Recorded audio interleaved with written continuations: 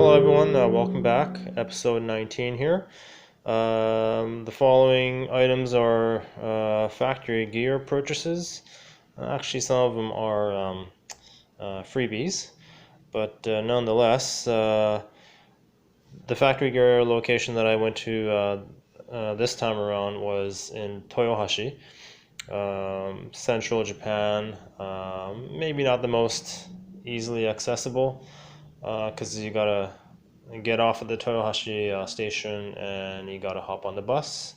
So may not be the most convenient for tourists, but I find that the store is, in my opinion, probably the better looking ones. Well stocked, spacious, and friendly staff. They even have a cafe inside the store, which once a month on a Wednesday, I think it was, they serve lunch, coffee, for a fee, of course. But what other tool shop in the world, I would say, offers that kind of service, shall I say?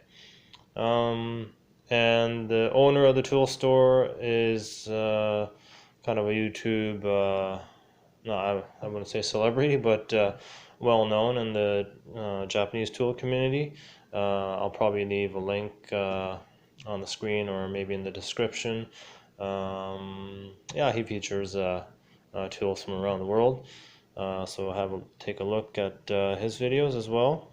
Mind you, it's all in Japanese, but hey, if you like tools from around the world, you know,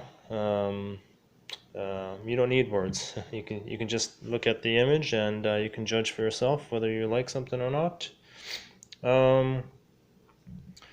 Yeah, so let's see. I didn't buy a whole bunch. I didn't have a whole lot of space to carry things, but here, let's go. Carbon scraper.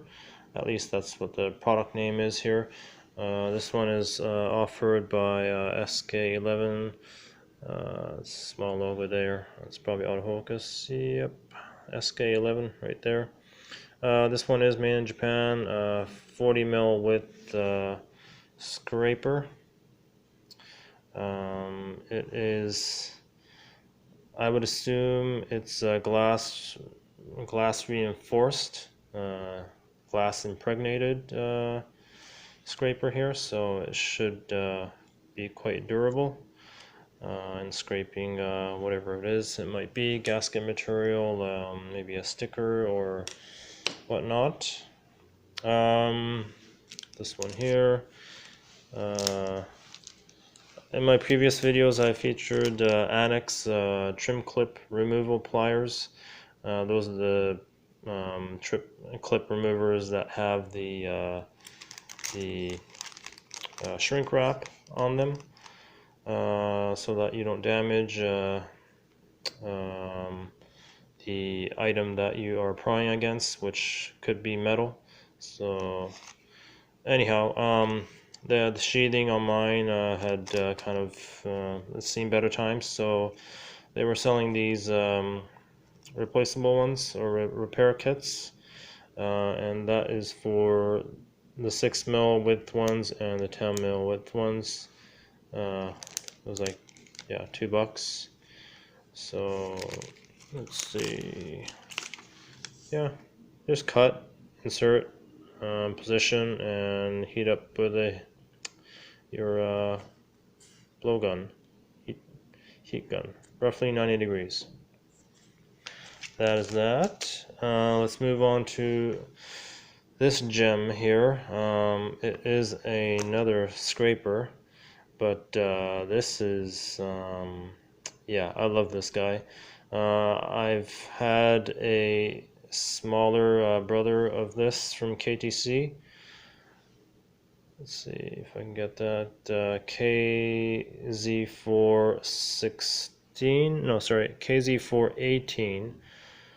This is a ceramic tip scraper. I did a recent engine job, and I've already used this.